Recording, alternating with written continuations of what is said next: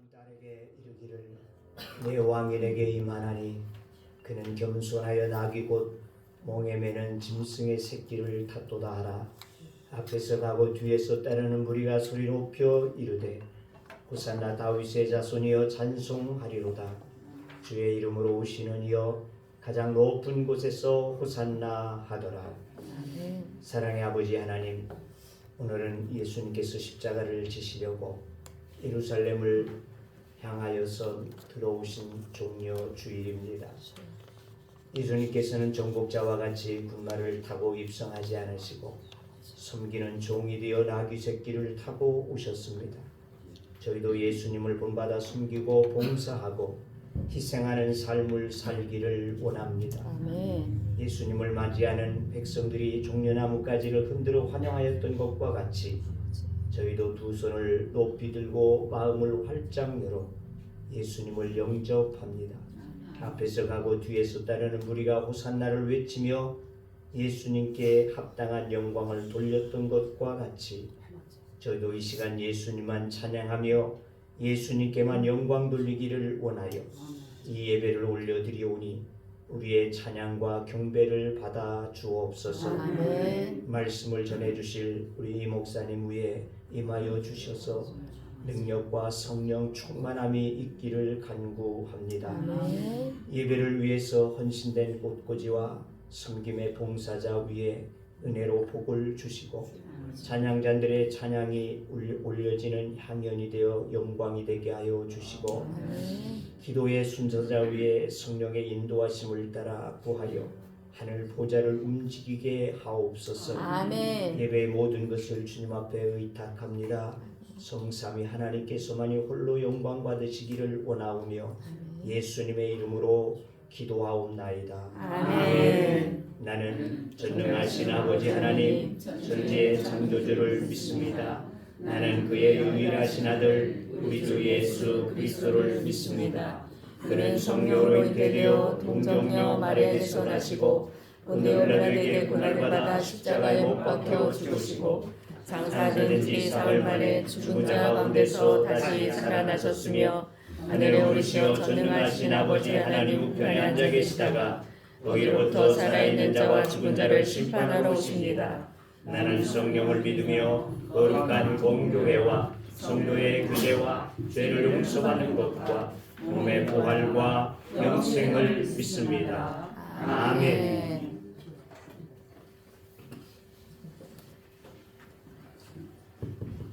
할렐루야. 이번 주 함께 나눌 찬양을 준비하며 이런 생각이 들었습니다. 예수님께서 십자가를 지셔야 한다는 그 사실을 아셨을 때 그 예수님의 마음은 어떠하셨을까? 예수님은 이 땅에 내려오신 하나님이시자 동시에 완전한 인간이셨습니다. 그래서 앞으로 마주할 육체적, 정신적 그 고통이 얼마나 참혹한지 누구보다 잘 알고 계셨을 것입니다. 내 아버지여, 할 수만 있다면 이 잔을 내게서 지나가게 하옵소서. 그러나 나의 원대로 마옵시고 아버지의 원대로 하옵소서. 예수님은 그 고통 앞에서도 누구를 탓하지 않으셨고 원망하지 않으셨습니다. 오히려 우리를 향한 사랑 때문에 그 무거운 길을 묵묵히 순종으로 걸어가셨습니다. 오늘 우리는 조금만 힘들어도 쉽게 낙심하고 누군가를 탓하고 원망하며 그 이유를 외부에서 찾으려 하고 있지는 않나요? 그런 모습을 주님 앞에 고백합니다. 오늘 이 시간 예수님의 십자가 앞에 우리의 자신의 연약함을 내려놓기를 소원합니다. 그리고 기억해야 합니다. 그때에도 지금 이 순간에도 하나님은 말씀하십니다. 두려워 말라, 실망하지 말라, 내가 너와 함께 하리라. 나는 너의 하나님 됨이니라. 이제 이 찬양을 통해 다시 고백하길 원합니다. 주님은 나의 주 되시고 나의 평안이 되시며 나를 끝까지 붙드시는 분임을 주님이 주시는 은혜와 위로가 이 시간 우리 모두에게 깊이 임하기를 소원합니다. 아멘. 함께 찬양 드리길 원합니다. 왜 슬퍼하느냐 왜 걱정하느냐 무엇 두려워하느냐 아무 염려 말아라 큰 어려움에도 큰 아픔이 있어도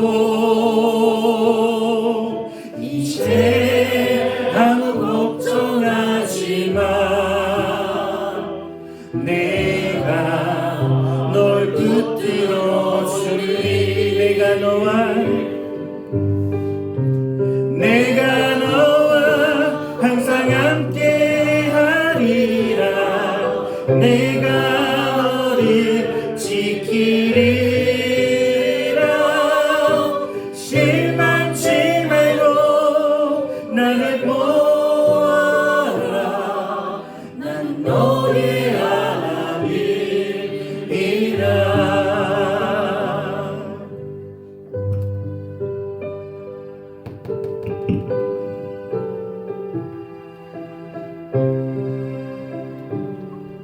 다시 한번 고백하며 나아갑니다. 왜 슬퍼하느냐 왜 슬퍼하느냐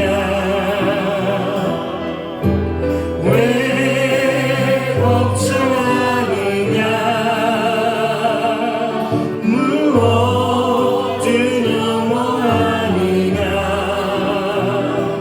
아무 염려 말아라 주님께서 우리에게 말씀하십니다. 큰 어려움에도 큰 아픔이 있어도 이제 아무 걱정하지 마 내가 널 붙들어 주리 아멘 내가 너와 항상 함께 하리라 내가 너를 지키리라 실망치 말고 나를 보아라 나는 너의 하나님이라 내가 너와 항상 함께 하리라 내가 너와 항상 함께 하리라 내가 너를 지키리라 실망치 말고 나를 보아라 나는 너의 하나님이라 실망치 말고 나를 보아라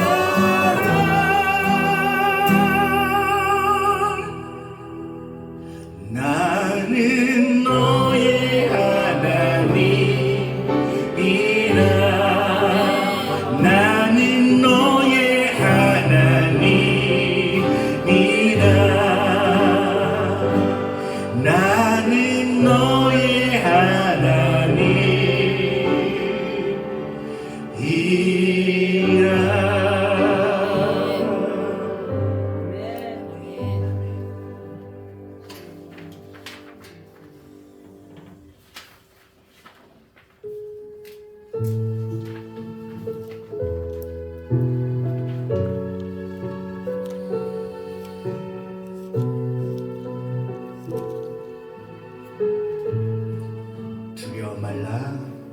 두려워 말라 너와 함께 함이니 놀라지 말라 나는 내 하나님 되리니 무서워 말라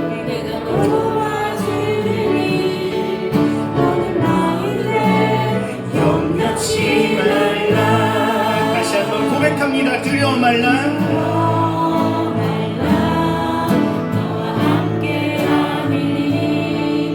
놀라지 말라 나는 내 하나님 때문이니 무서워 말라 내가 도와주리니 너는 마음에 염려치 말라 내가 너를 굳세게 하리라 너를 굳세게 하리라 내 손이 너를 꼭 붙잡아 주리라 내가 너를 의롭게 하리라 염려치 말라 다시 한번 고백하며 진리의 음성을 듣기를 원합니다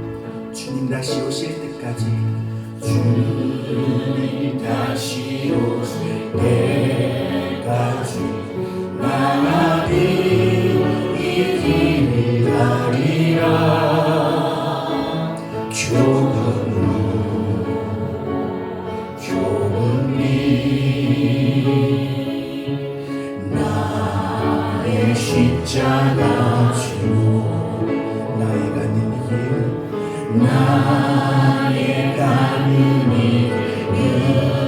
끝에서 나는 주님을 보리라 영광의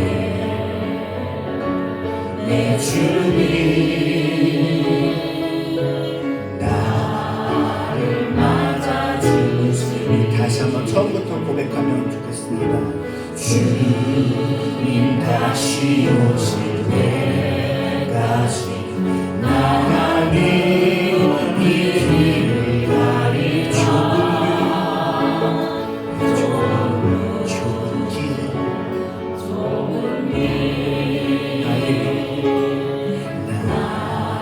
나의 십자가 지고 나의 가는 이 길 끝에서 나의 가는 이 길 끝에서 나가는 주님을 보리라 영광의 내 주님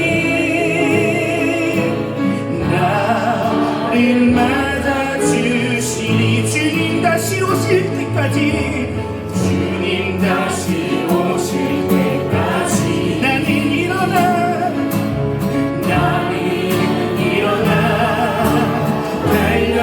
달려가리라 주의 영광 온 땅 덮을 때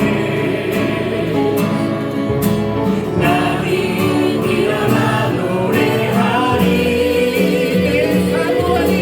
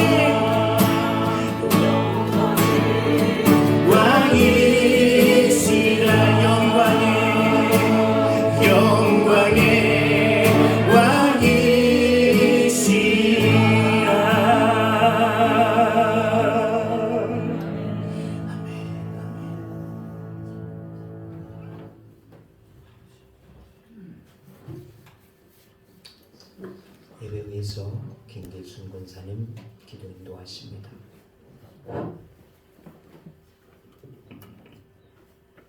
할렐루야.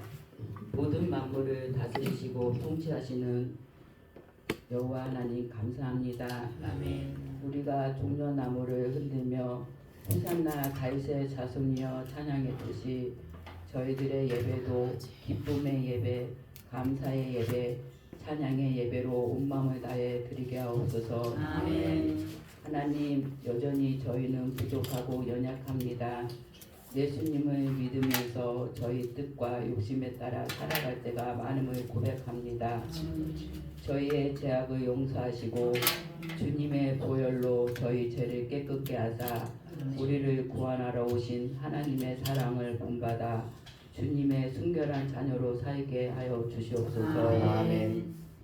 말씀을 선포하시는 우리 영치 목사님을 통해 말씀의 깊이와 높이와 넓이를 깨달아 알게 하셔서 믿음이 자라나게 하소서. 아멘. 우리보다 이 나라를 더 사랑하시고 잘 아시는 하나님께서 당신의 손길로 고통과 분노를 내려놓고 깨어있는 우리들의 기도를 들으사 이 나라가 다시 새롭게 회복되는 나라가 되게 하옵소서. 아멘. 우리 교회가 성령의 능력으로 지경을 넓히사 예배자 50명을 주셔서 아멘. 하나님의 은혜가 넘치는 우리 교회가 되게 하옵소서. 아멘.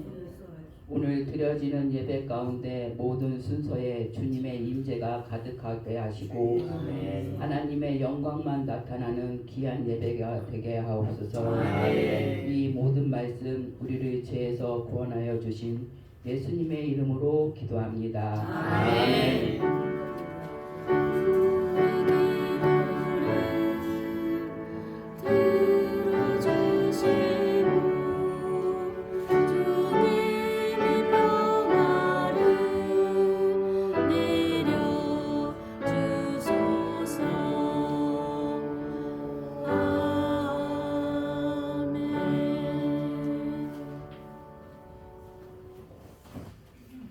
우리에게 주신 하나님의 말씀은 이사야서가 됩니다. 이사야 53장 10절에서 12절의 말씀.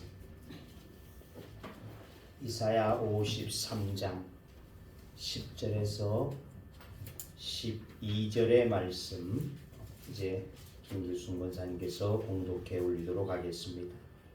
여호와께서 그에게 상함을 받게 하시기를 원하사 질고를 당하게 하셨은즉 그의 영혼을 속건 제물로 드리게 이르면 그가 씨를 보게 되며 그의 날은 길 것이요 그의 손으로 여호와께서 기뻐하시는 뜻을 성취하리로다. 그가 자기 영혼에 수고한 것을 보고 만족하게 여길 것이라. 나의 의로운 종이 자기 지식으로 많은 사람을 의롭게 하며 또 그들의 죄악을 친히 담당하리로다.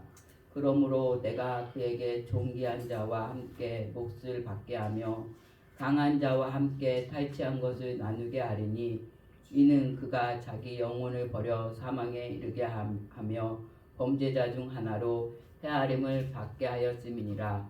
그러나 그가 많은 사람의 죄를 담당하며 범죄자를 위하여 기도하였느니라.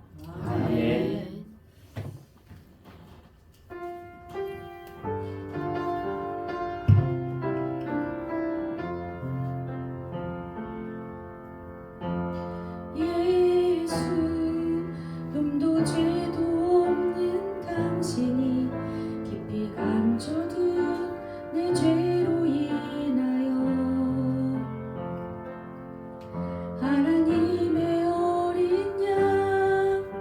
속죄의 제물 되어 저주받은 나무에 달리셨네.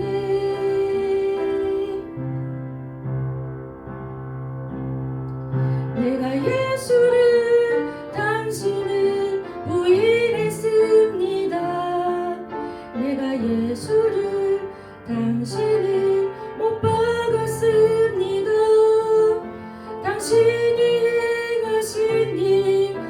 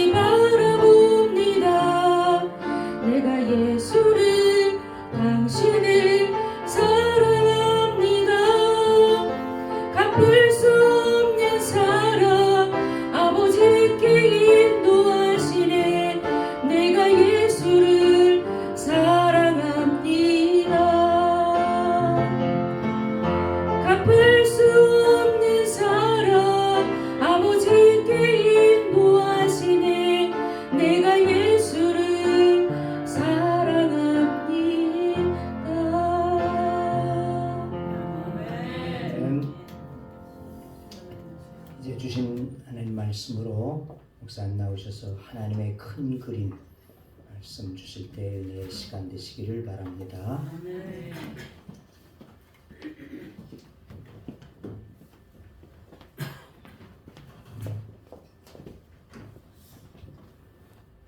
반갑습니다. 네, 오늘은 이제 고난 주간이 시작되는 종례주일이고 다음 주 부활주일입니다. 이때를 하나님이 우리에게 주신 이유가 있을 거예요.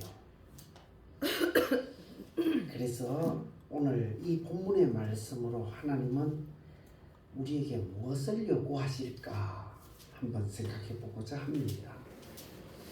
10절에 보니까 여호와께서 그에게 상함을 받게 하시기를 원하사 질고를 당하게 하셨은즉, 그 말이 좀 그래요. 하나님이 예수님에게 대해서 말하기를 그가 상함을 받기를 원한다. 질고를 당하기를 원한다. 또는 질고를 당하게 하셨다. 우리가 다 자녀를 키우는 사람들입니다. 우리 자녀가 어쨌든 여기에 있는 거하고는 반대가 되기를 원합니다. 상함을 받기보다는 상함을 안 받기를 원하고, 질고를 당하는 것보다는 어떻게 하든지 질고를 피하기를 원합니다. 자기의 자녀가 질고를 당하기를 원하고 상함을 받기를 원하는 사람은 세상에 아무도 없어요. 그런데 성경에는 하나뿐인 외아들 예수님을 이 땅에 보내면서 상함을 받기를 원하셨다. 질고를 당하게 하셨다. 아니, 받는 거 그냥 이렇게 묵인할 수는 있어요. 근데 당하게 하셨다. 이해가 될까요? 그런데 그래서 하나님의 큰 그림이다. 하나님의 큰 뜻이다. 포부다. 또는 큰 목적이 그 속에 숨어 있다. 이런 뜻으로 제목을 정했습니다.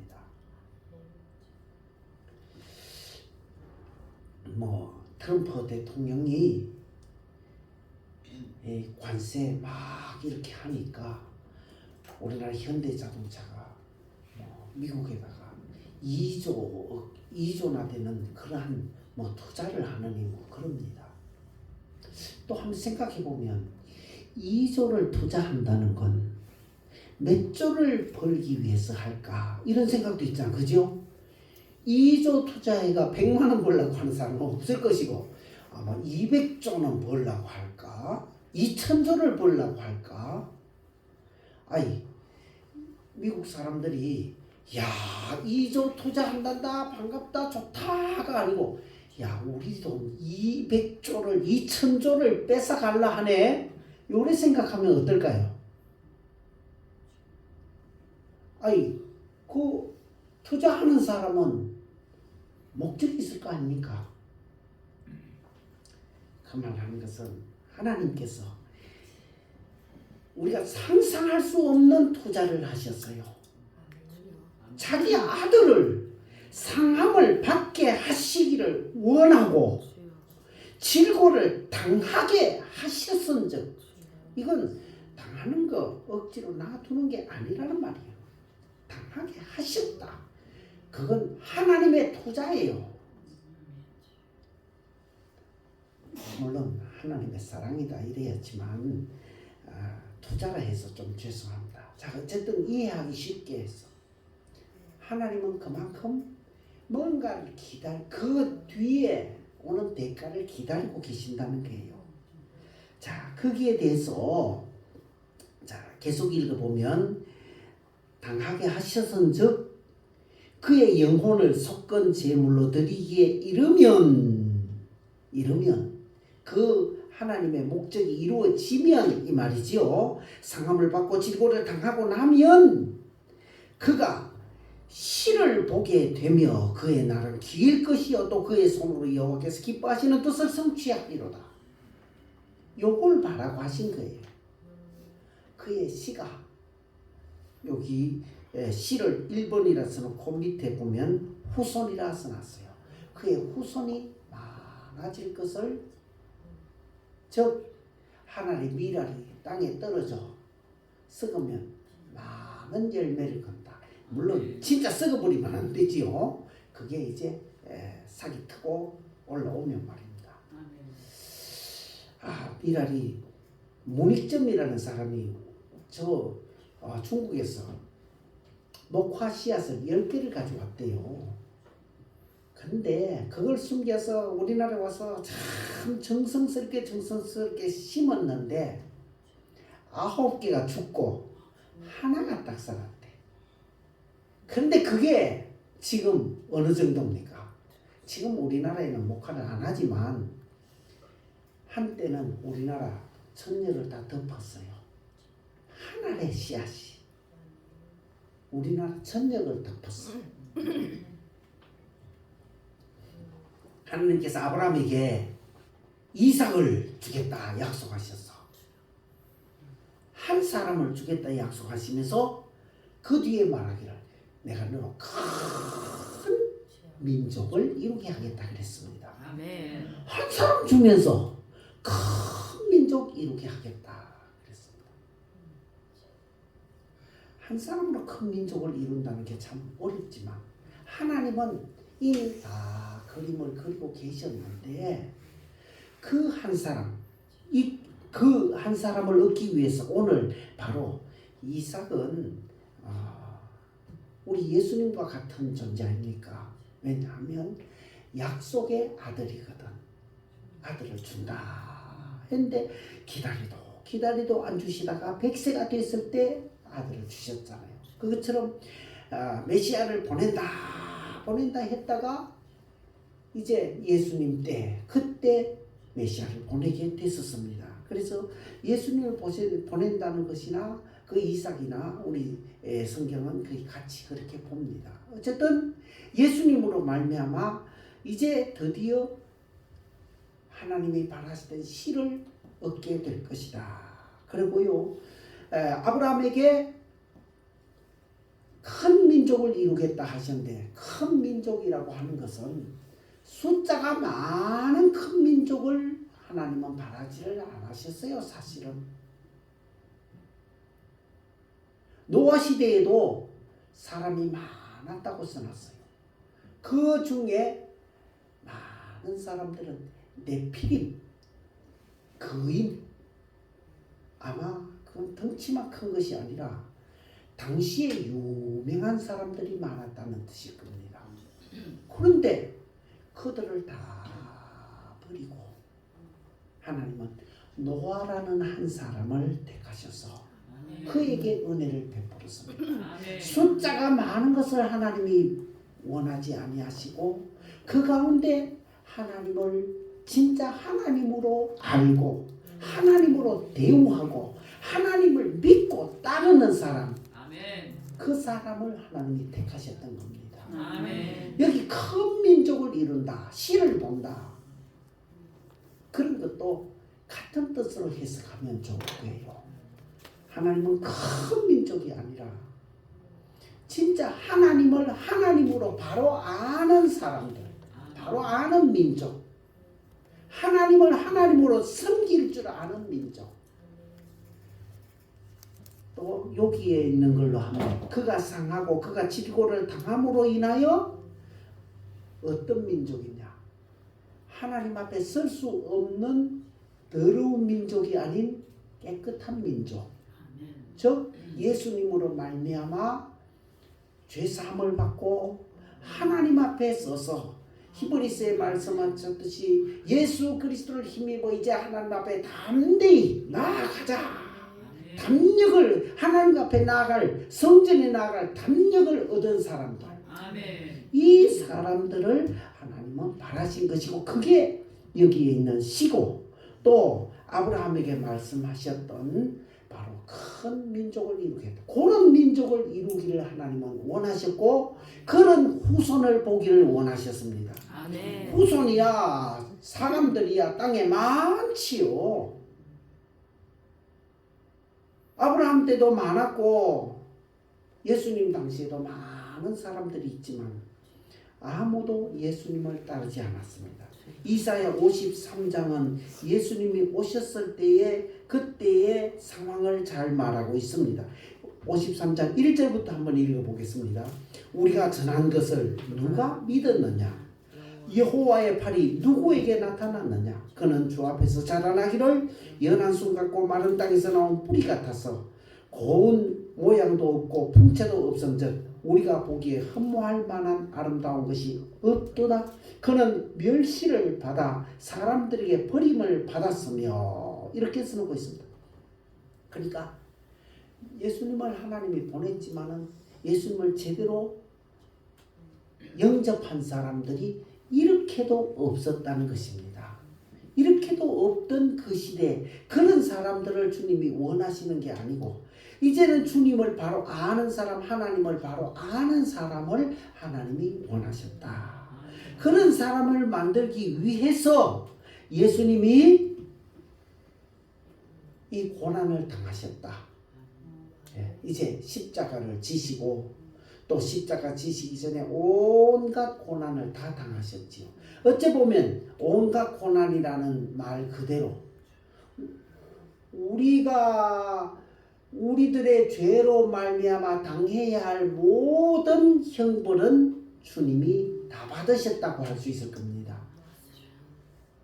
우리가 받아야 할 형벌 중에는 욕을 얻어먹어야 할 형벌도 있고요. 또 뺨을 맞아야 할 형벌도 있고 질질 끌려다녀야 할 형벌도 있고 침뱉음을 받아야 할 형벌도 있을 것입니다.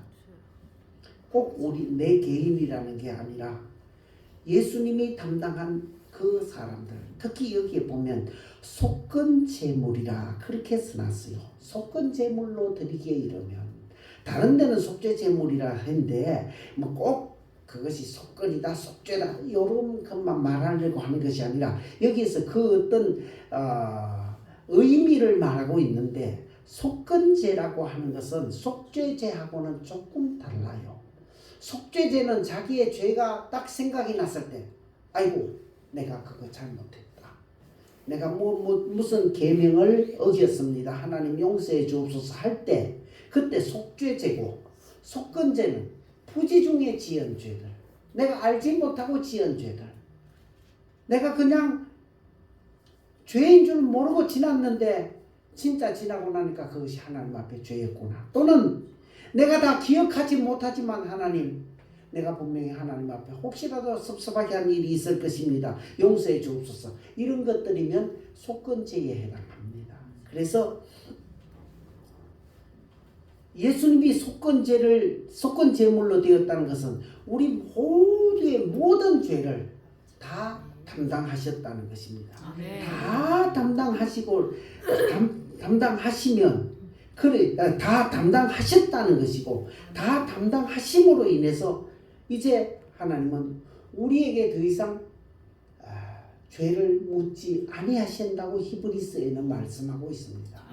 과거의 구약 성경에서 제사는 드리고 또 드리고 또 드려야 되지만은 예수님으로 말미암아 이제 드려진 것은 더 이상 다시 드릴 필요가 없는 완벽한 제사라고 말씀하면서 아까 히브리서를 말씀하셨습니다만은 거기에는 이제 예수님이 우리에게 그렇게 하셨으므로 이제 우리는 하나님 앞에 담대히 나아갈 수 있는 그러한 자격을 얻었다.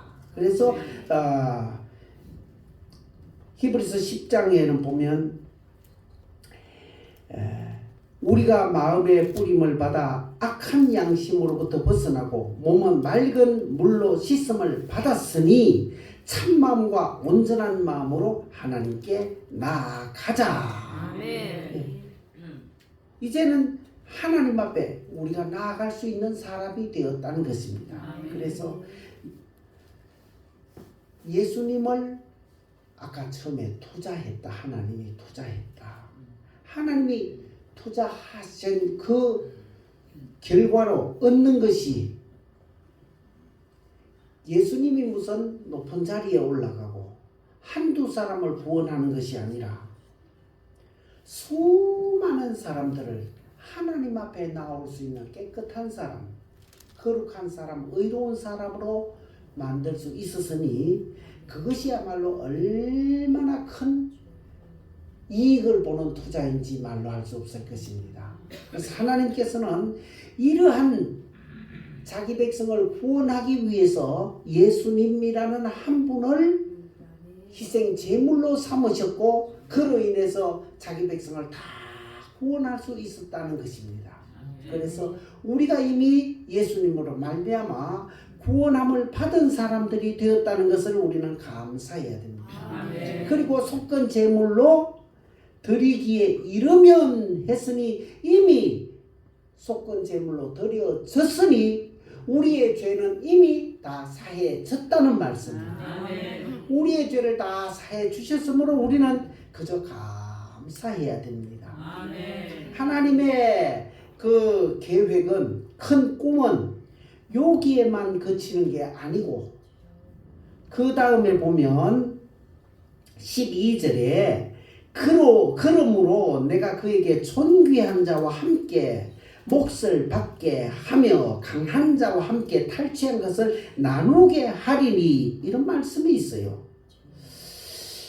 우리가 성경을 그냥 줄줄 읽으면 그 말이 무슨 말인가 모르지만 곰곰이 생각하면서 읽으면 내가 그에게 존귀한 자와 함께 몫을 받게 하며 강한 자와 함께 탈취한 것을 나누게 하겠다, 그래 말씀하고 있습니다. 물론 이것은 그렇게 희생하신 예수님에게 하나님이 그만큼 큰 보상을 주시겠다는 의미가 됩니다만은 또 다른 의미로 보면 예수님이 여기에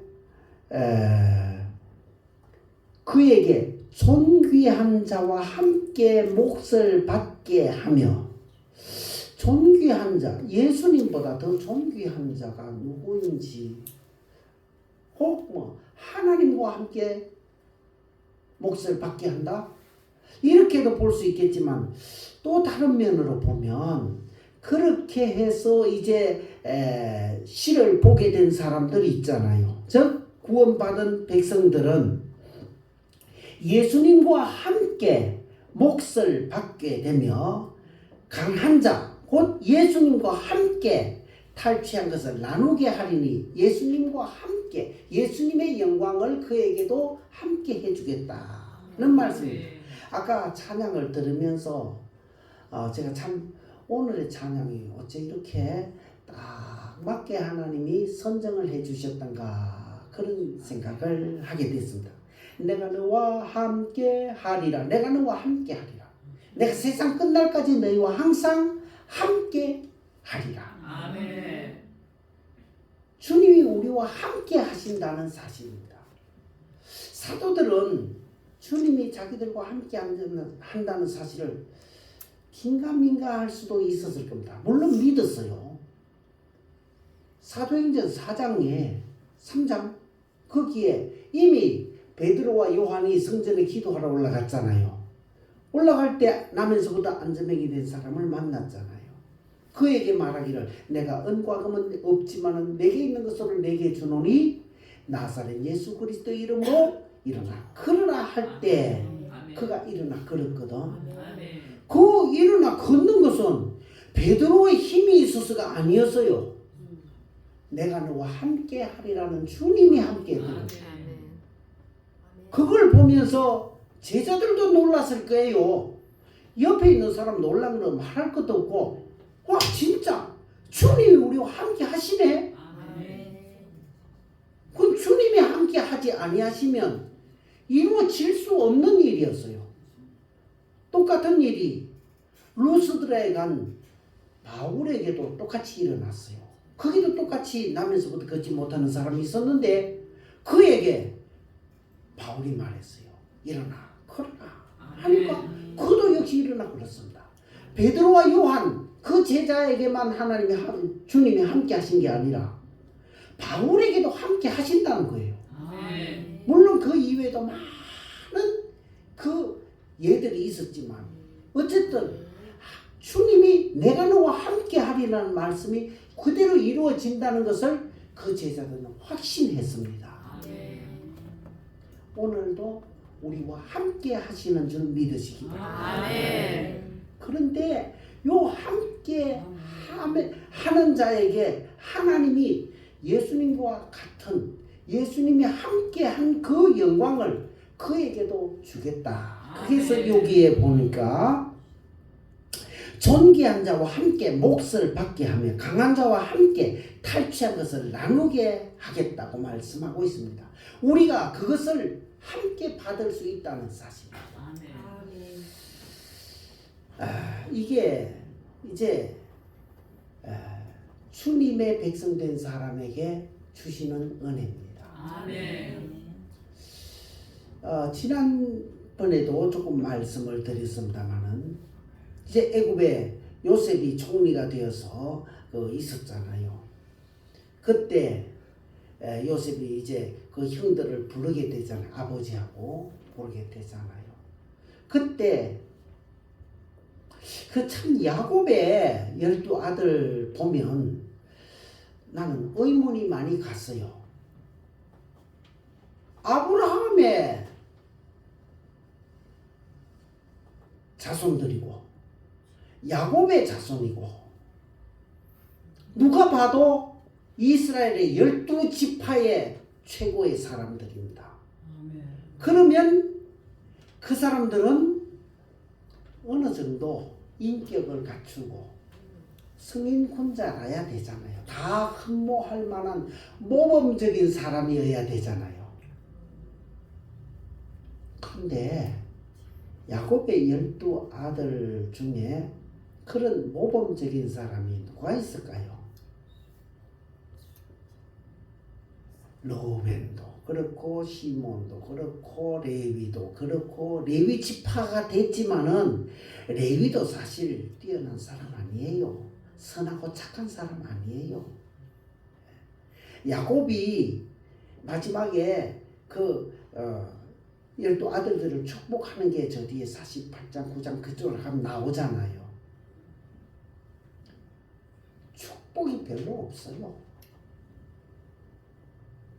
그 자녀들의 잘못한 것 때문에 아버지가 아버지 입으로 말할 수 없는 어찌 보면 저주 같은 말들이 거기에 더 많이 나옵니다. 이상하다. 야곱의 축복이면 참 잘 되어라는 말씀이어야 되겠는데 잘 되어라는 말씀이 아니라 그럴 수밖에 없겠다는 생각도 들어. 아니 아버지를 속였지 동생을 죽이려 했지. 사실 죽인 거나 다름이 없잖아요. 노예로 팔아먹었잖아요. 그 형들은 아마 생각했을 겁니다. 저놈 어디 가 죽었으면 좋겠다. 죽었으면 좋겠다 하지 어디 총리가 됐으면 좋겠다 생각한 사람 하나도 없을 거예요. 총리가 돼서 만났으면 좋겠다 한 사람도 없을 거예요. 다시는 안 봐야 됩니다. 형들이 볼 때 그 동생은 없어져야 돼요. 그런데 그 동생을 만나게 돼요. 만나게 되는데 그 동생이 형들을 다 용서합니다. 하나도 안 따집니다. 너 나 구덩이에 넣었지, 너 나 팔았지, 너 나 때렸지 한마디도 안 해요. 이게 뭡니까? 이게 바로 예수님이 우리들을 대하는 태도다. 그래서 전에도 아마 그 말씀 잠깐 드렸는가 모르겠어.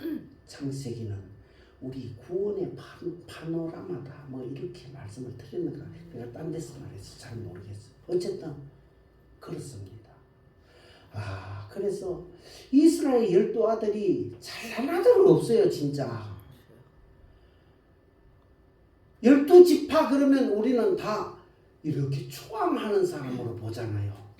근데 추앙할 만한 사람들이 아니에요. 첫째 아들 아버지부터 르우벤부터 시작해서 아버지의 그 뭐 여인들을 건드리고 뭐 이런 게 있잖아요. 그래서 그 왜 이런 사람들이 있을까? 그걸 늘 마음속에 의문으로 품고 있었는데 그 의문이 풀리는 거예요. 왜? 우리가 다 그런 사람이라는 거예요. 우리가 주님 앞에 볼 때, 자, 그 11형제, 11형제지요. 11형제 중에 베냐민은 뭐 큰 잘못한 게 없고, 10형제 위에, 10형제가 그 요셉을 봤을 때, 요셉을 볼 때, 요셉이라고 이제 알고 난 다음에 요셉을 똑바로 볼 수 있었을까요? 못 봤을 거예요. 똑바로 못 봤을 거예요. 그런데 이제 아버지 집에서 이제 그 수레를 타고 가잖아요. 왕이 보낸 수레입니다. 바로 왕이 수레를 보냈어요. 왕이 보낸 수레를 타고 가는데, 자, 주위에 있는 거기에 가나안, 이제 가나안에서부터 쭉 애국까지 내려가잖아요. 내려가는데 사람들이 이렇게 볼 때 그 10형제들의 얼굴에는 어떤 모습일까요?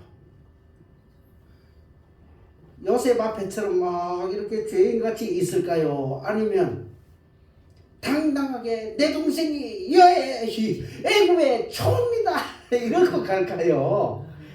이거 바로 왕이 우리에게 보낸 수레다 이거 타고 간다고 자랑하고 갈 거예요. 우리가 그런 사람들이라는 거예요. 아멘. 그러면서 주님 앞에는 주님 부족합니다. 나는 죄인입니다. 나는 아무것도 한 것이 없습니다. 그래서 그 10형제들이 요셉을 대하는 태도를 가만히 생각해 보니까, 야, 우리가 주님 앞에 참 그런 사람들이고, 또 세상에서는 그래도 우리는 천국 가는 사람이고, 우리는 구원받은 사람이고, 우리는 하나님이 우리와 함께 하신다 이렇게 자랑스럽게 다니지만 어쨌든 우리가 그런 사람이라는 것을 생각해 봅니다. 자, 어쨌든 이걸 하나님이 주시는 거예요. 예수님이 그렇게 고난을 당한 이유는 우리를 구원하는, 우리의 죄를 대속하는 의미가 첫째 있고, 그래서 우리의 죄가 없어졌고, 그 다음에 우리를 하나님의 자녀로 그래 받아주신다는 거예요. 우리는 이런 하나님의 자녀가 됐고, 요셉의 야곱의 열 형제들이 다 이제 요셉을 만나러 가고 그 요셉 밑에서 이제 호의호식하게 되잖아요. 거기서 뭐 떵떵거리고 살지요. 자기 동생이 총리인데, 총리도 보통 총리가 아니잖아요. 왕 같은 제사장, 왕 같은 총리, 왕 같은. 그래서 왕 같은 족속이요, 왕 같은 제사장이요. 이 말이 어느 정도 이해가 되더라고요. 그래서 우리가 그런 사람, 우리를 그런 사람으로 하나님이 만드시려고 예수님을 이렇게 고난을 당하게 하셨구나. 이 예수님의 상함, 예수님의 그 질고가 없었으면 우리에게 이것이 오지 않았다. 이걸 주기 위해서 주님을 거기에 고난을 당하게 하시고 십자가에 못 박게 하셨다. 그래서 생각할 때 감사하다는 생각이 듭니다. 시간이 갔습니다만 마지막 한 가지만 더 하면, 여기에만 그치는 게 아니고 요한계시록에 가면 이제 드디어 하늘나라에 부름받은 사람들이 나옵니다. 14만 4천 명. 우리가 잘 아는 14만 4천이 나오는데, 14만 4천에 대한 성경은 요한계시록 몇 장에 있을까요? 넌센스 퀴즈입니다. 14만 4천은 요한계시록 몇 장에 있을까요? 14장? 예, 14장에 있습니다. 이제 안 잊어버리겠지요. 예, 자, 14만 4천이 써 있는데 14장 1절에 그렇고요. 4절에 보면 이 사람들은 여자와 더럽히지 아니하고 순결한 자라 어린 양이 어디로 인도하든지 따라가는 자며 사람 가운데에서 속량함을 받아 처음 익은 열매로 하나님과 어린 양에게 속한 자들이니 그 입에 거짓말이 없고 흠이 없는 자들이더라. 노릇한 자가 되기를 주님은 바라셔서 주님의 큰 꿈, 하나님의 큰 꿈, 자기 아들을 십자가에 내어 주신 그 꿈은 단순하게 우리의 죄를 없애기 위해서만이 아니라 하는 말이에요. 그 다음에 우리에게 그런 영광을 주기 위해서, 그리고 이 14만 4천에 동참하는 자가 되게 하기 위해서. 그래서 아가서에 보면 내 신부 나의 사랑하는 자야 나와 함께 가자.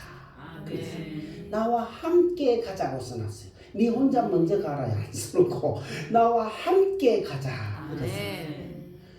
여기도 이제 방금 제가 14장 4절을 읽었지요. 어린 양이 어디로 인도하든지 따라가는 자며 함께 가는 자.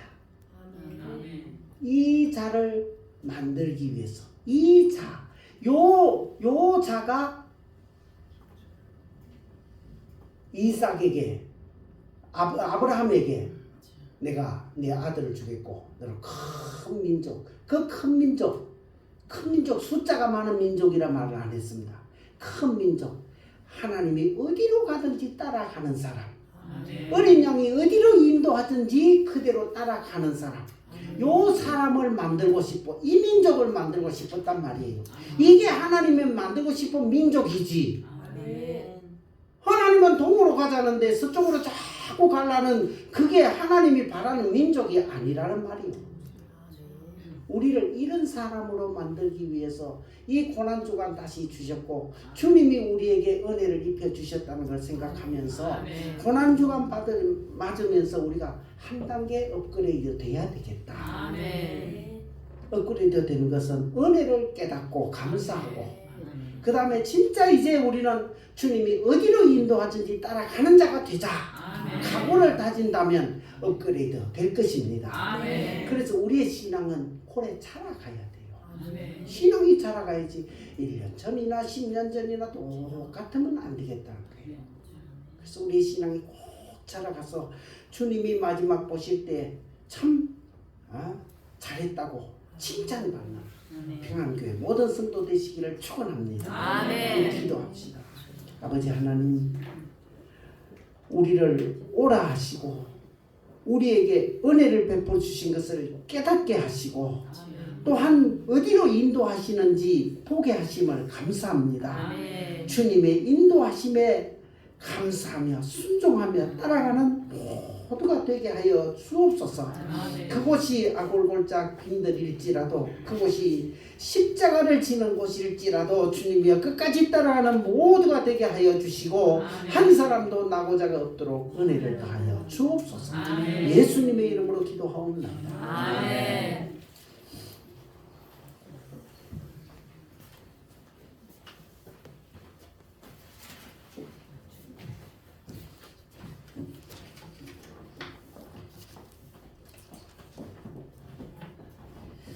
찬송 146장.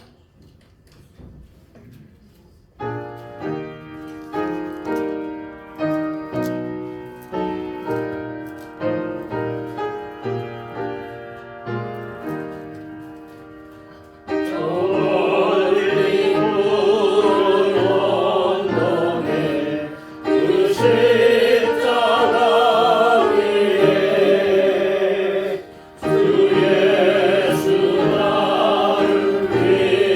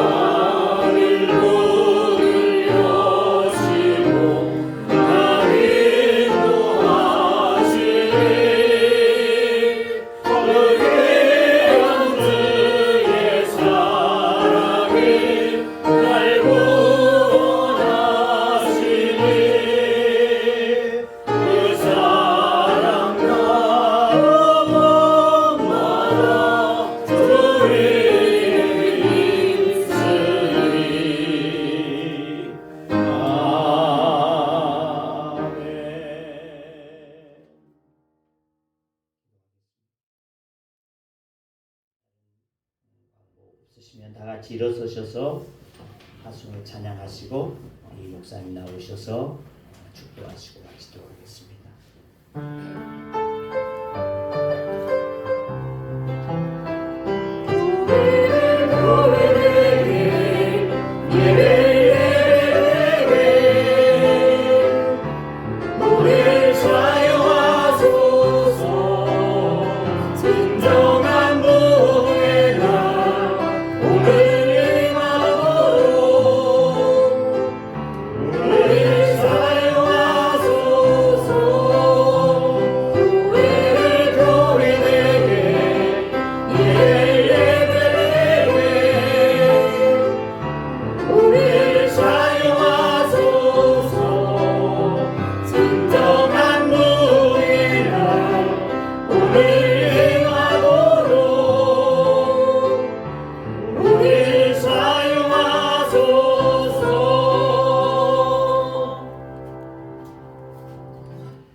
이제는 우리 주 예수 그리스도의 은혜와 아버지 하나님의 크신 사랑과 성령의 충만케 하심이 평안히 교회와 사랑하는 성도들의 가정과 그 하는 모든 일터 위에 영원토록 함께 있을지어다.